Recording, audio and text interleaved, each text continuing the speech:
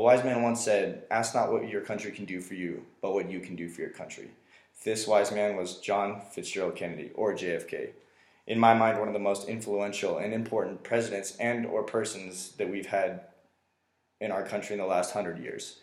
The ideals and morals that he had for this country were unlike anyone else, and he did stand by his word, and what he really wanted as a country, he wanted to pass through as law, and to see it really become a better place.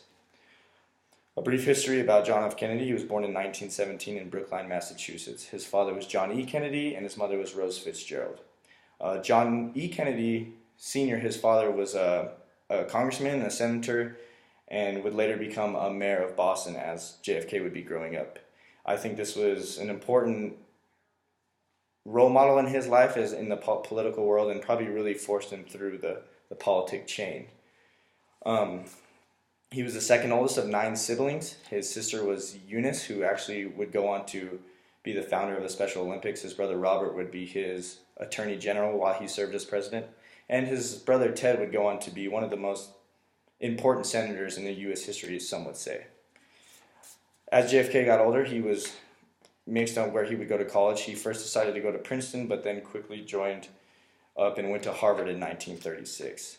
At Harvard, he would study international affairs, where you could tell his role was really starting to pick up into politics. He really wanted to know how the world worked and in a political mindset.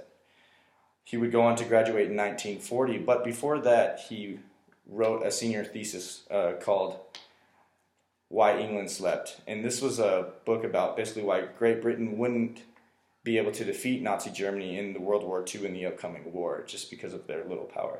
So you could tell he really wanted to be involved in the world politics, and was really starting to learn about what it meant to be the president and the foreign policies in the world. After he graduated, he would then join World War II at the peak in 1943. He would join the Navy and become a patrol boat captain. While he was there in the Philippines, his boat was torn in half by a Japanese ship, leaving 2 of his men dead. One of his wounded men, in fact, he would drag through an ocean over a couple days in shark-infested waters to their safety and be rescued 6 days later. And you could see what kind of person he was just by doing these actions alone. He was a very strong person and really risked his lives for even his others, and would show you what kind of president he would become. After he got out of the war with an injured back, I might add, he became congressman and senator, which some would say was an uneventful 10 to 15 years of his political career, but you could tell that it would really shape in who he was. In 1960, he was declared he would be running for president in the Democratic Party, and one of his people he would be running against would be future President Nixon. He would go on to beat Nixon and on January 20th, 1961, becoming our 35th president and youngest president at the age of 42. According to the president's agenda, he would have over a 70% public approval rating each year he served as president, which is unheard of in today's. A president hasn't been able to do that since, if that makes it easier to grasp. He faced a lot of trials as president. He was there for the Cuban Missile Crisis, the peak of the Cold War, which at any moment the Soviet Union, the United States, would be wiped off the earth from a nuclear fallout, nuclear war. He stuck through that and proved that America could go on without having to go to such an extreme loss of life in war. And he was able to solve that while he was alive. He was also faced with the 1960s, which was the civil rights movement.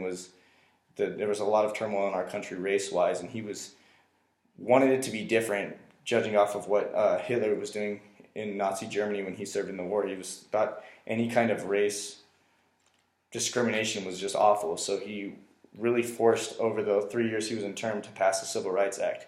He was able to put it in, but he was killed before it was passed in 1964, but JFK is probably remembered as one of the most pioneers on this bill. And I think knowing that, what kind of turmoil was then, and some of the turmoils and temptations or trials that we face now, it could easily be changed by one strong leader as president. We all know that JFK was assassinated on November 22nd, 1963, and this is a lot of people only know JFK as just an assassination, a conspiracy theory. I think it's interesting that, according to USA Today, no less than 61% of Americans to this day believe that Lee Harvey Oswald acted alone in his assassination.